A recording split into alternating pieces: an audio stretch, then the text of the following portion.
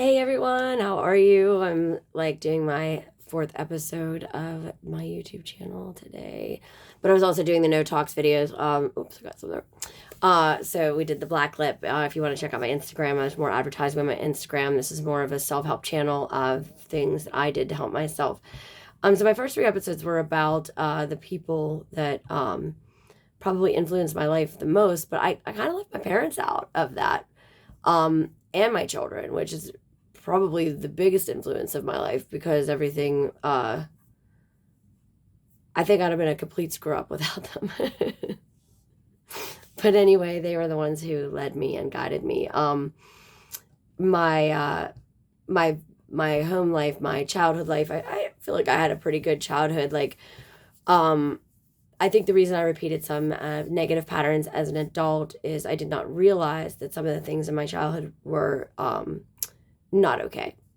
And I honestly I don't know how to explain it because I would be considered a child of trauma.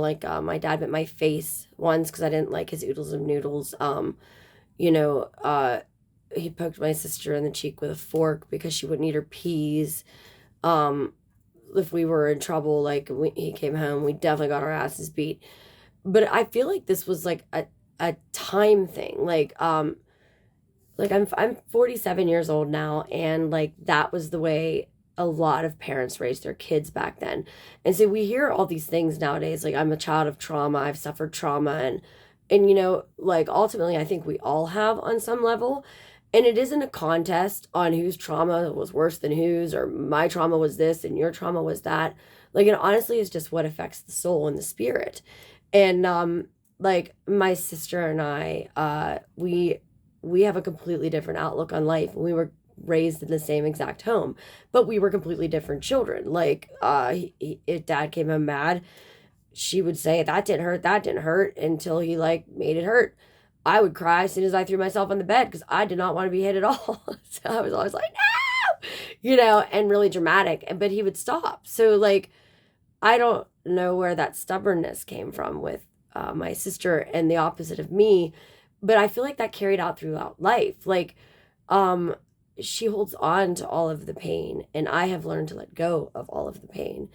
And I only know this because the way that she speaks about it, like she still is angry about her childhood. She's still mad about her childhood. I am not. Um, Again, I go back to like my first couple videos. These things all shaped me, and like learning to forgive, loving myself, having a faith in whatever you choose to have your faith in, um, has totally changed my life for the better. I've had a lot of therapy and I've read a lot of self help books. But ultimately, like at the end of the day, when I look in the mirror, if I'm going to love the woman in the mirror, and if you're going to enjoy your life, you've got to love the woman in the mirror or the person in the mirror, whoever's watching this.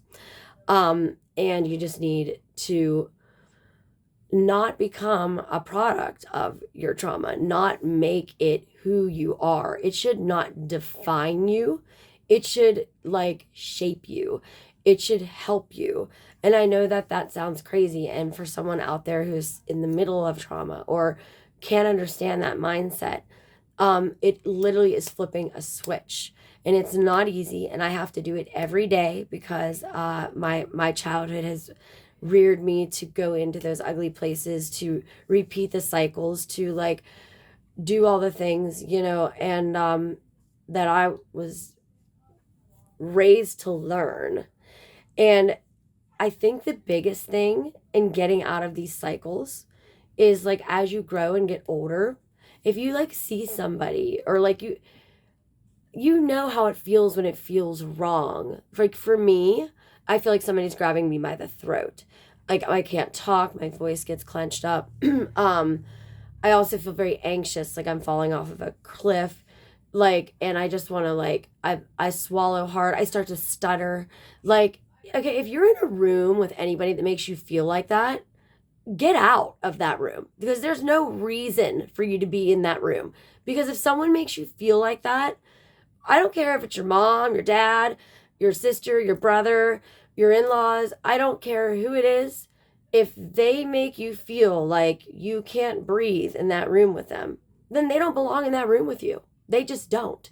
And if they have passive aggressive comments about your outfits or your lipstick or like maybe something you said, then they're not your person. They're not your cheerleaders. And when you start surrounding yourself with people, I guess I could call it like minded thinking. And if you want to go into like minded thinking, meaning like I surround myself with strong, positive women who build each other up. There is no passive aggressive remarks. There's no we are happy for each other. We acknowledge each other's accomplishments. We don't feel jealousy when one looks prettier than the other. We all compliment one another with our look and our personality and our love and our shining. And then but you could surround yourself with like-minded people who are miserable. You could surround yourself with like-minded people who are going to tell you that you look fat in that dress, or like-minded people that are going to be like, I liked your hair better the other way, or like-minded people that are going to say like, you shouldn't take that chance on that skincare brand. There's so many other ones out there. Why do you think yours will stand aside? Well, because I did it. It's going to stand aside because I did my research. I did my homework. I've been using it for 20 years. And I developed my own product after being burned by an esthetician. And it worked because I used it on myself and it worked. And why would you tell me that I couldn't do anything in this world? Because I raised my kids you can become anything and do anything that you want to be. Our generation, 47 again, was not raised that way. We were raised with a strict hand, do what you're told, don't be seen, don't be heard, and it's different. And my generation of children, I'm sure, we have given them some other new trauma that they will try to change when they raise their kids. But what we all need to realize is we are all doing our best, and we need to find the people that lighten us, that brighten us, that make us feel empowered, that you don't go home and second guess, should I not have said that? Or oh, they didn't laugh at that joke. She looked at my shirt. Was she looking at my boobs? This is nonsense. This is absolute nonsense, because the only person that should care about your hair, your boobs, your shirt, your face, whatever what you drive, what you live in is you. It's just you. That's it. You don't need to worry about anybody else. And if someone makes you feel bad about any of those things, you don't need them. That's all I got for today.